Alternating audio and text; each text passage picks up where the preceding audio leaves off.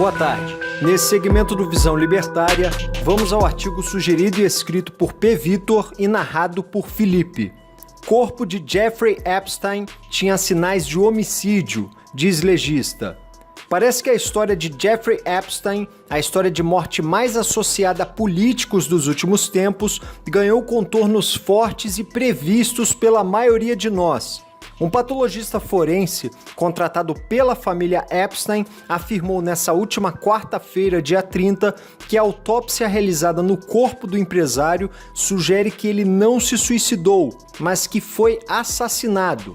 A conclusão do médico contradiz a conclusão oficial divulgada em agosto após o corpo de Epstein ser encontrado sem vida no Centro Correcional Metropolitano de Alta Segurança de Nova York. Em entrevista à Fox News, o médico Michael Baden afirmou, abre aspas, as evidências apontam para homicídio e não suicídio. Relembrando o caso, que já foi tratado anteriormente aqui no canal, Jeffrey Epstein é um nova-iorquino nascido em família de classe média.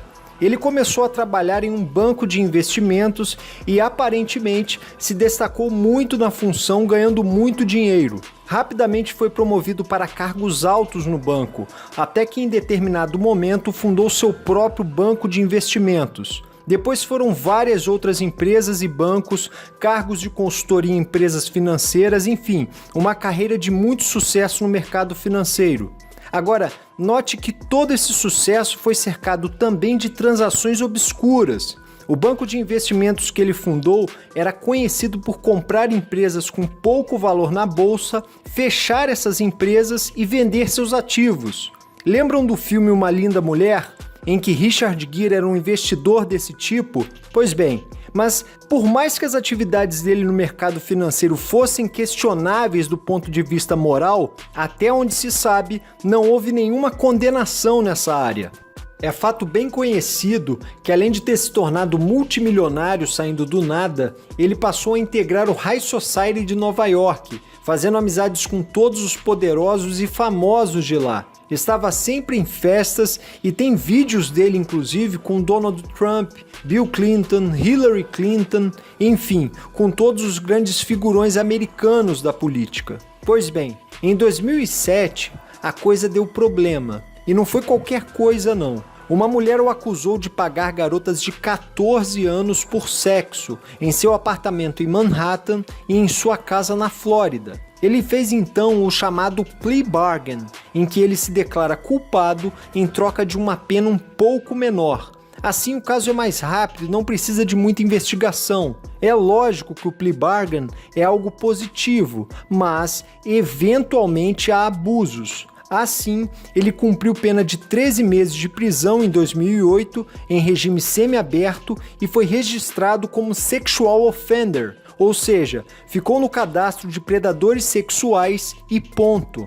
Mas, depois da primeira condenação, outras mulheres começaram também a contar casos. E há histórias loucas, de modo que é muito difícil saber até onde vai a verdade e onde entra aquela vontade que a gente conhece bem de tirar uma casquinha da fortuna do cara. O cara tinha uma ilha no Caribe e, segundo algumas das acusadoras, se tratava de um harém onde ele levava meninas menores de idade e grandes personalidades do mundo que as usavam como escravas sexuais. Nas acusações existem casos antigos, como de uma menina que precisou ser levada às pressas a um hospital por estar inconsciente. O caso ocorreu em 2001. A menina se recuperou e eles alegaram ter sido uma batida acidental na cabeça. E claro, ficou tudo por isso mesmo. Deve ter sido muito fácil para ele, naquele momento, convencer todo mundo de que foi um acidente, certo? É só colocar o dinheiro no lugar certo ou pedir a ajuda do amigo certo.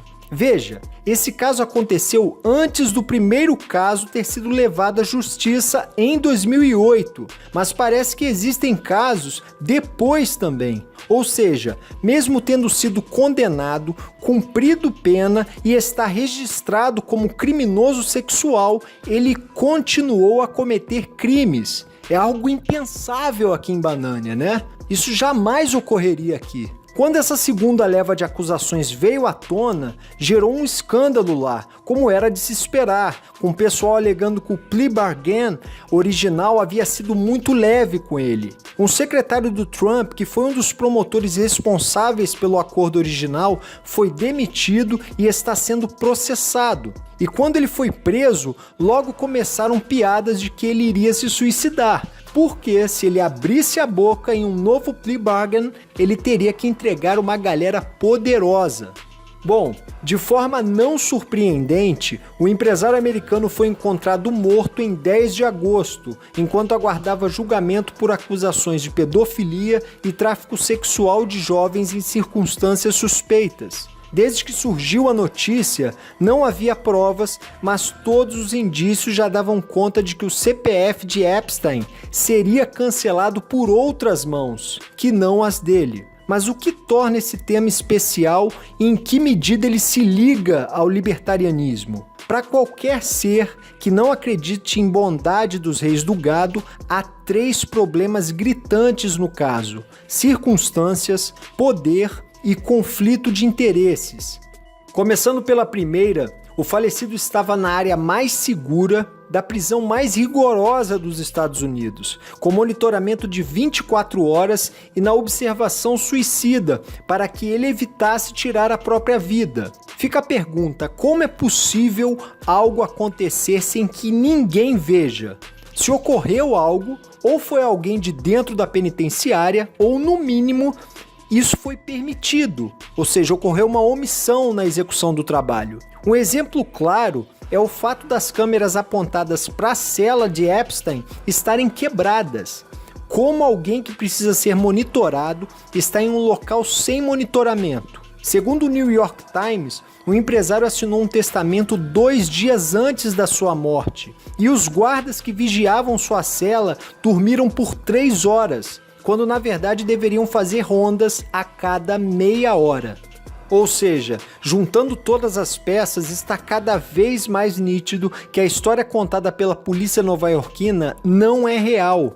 Mas o que o poder tem a ver com isso? Conveniência. Jeffrey Epstein se relacionava com o príncipe britânico Andrew, Bill Clinton, Kevin Spacey, Chris Tucker, Donald Trump e com o fundador da Victoria's Secret. Isso para nos atermos às relações conhecidas. Nós não sabemos as outras pessoas famosas e poderosas que visitaram sua ilha particular, que ficou conhecida como a Ilha da Orgia, pelas festas com menores de idade e que utilizaram seu avião, apelidado de Lolita Express, pelos mesmos motivos que deram apelido à ilha.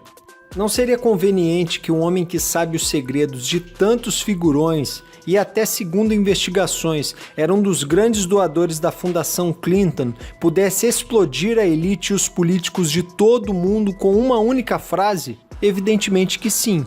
O conflito de interesses é intimamente ligado a esse caso, por um simples fato: quantas pessoas pagariam milhões para os responsáveis pela investigação apenas para se livrarem da culpa ou do fato de terem ordenado o crime? Além do próprio fato de que alguém desse patamar conhece políticos, políticos são parte do Estado e a polícia que fez a investigação também é.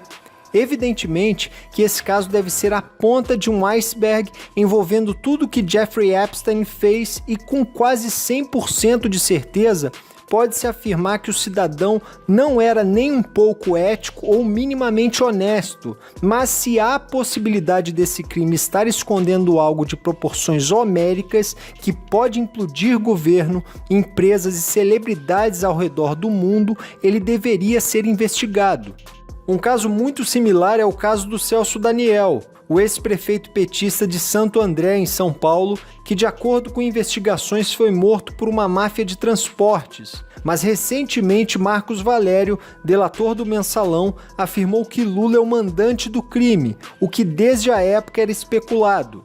Contudo, há uma diferença brutal entre um caso e outro. Um poderia estourar a cúpula de um partido político e derrubar um presidente. O outro pode estourar toda a política americana, britânica e pessoas do mercado empresarial global e inúmeras celebridades. Muito provavelmente, nós jamais saberemos a totalidade das peripécias de Epstein e tudo que envolve sua morte. Agora, só um lembrete: quem espera a verdade vinda do Estado está fadado a ser como os habitantes da caverna de Platão, vivendo nas sombras sem ver a luz da verdade dos fatos. Bom, gente, obrigado pela audiência. Esse vídeo foi patrocinado pelo Clube da Liberdade da Universidade Libertária. Entre pro clube você também. Veja o link na descrição do vídeo. Pessoal, na terça que vem, isso, dia 5 de novembro, o Peter vai fazer uma live aqui no canal às 20 horas. Ele vai começar a live falando sobre o livro Vigiar e Punir, do Foucault. Mas, como sempre, o livro é só para iniciar o papo. Depois a gente começa a falar de coisas aleatórias. Até a próxima!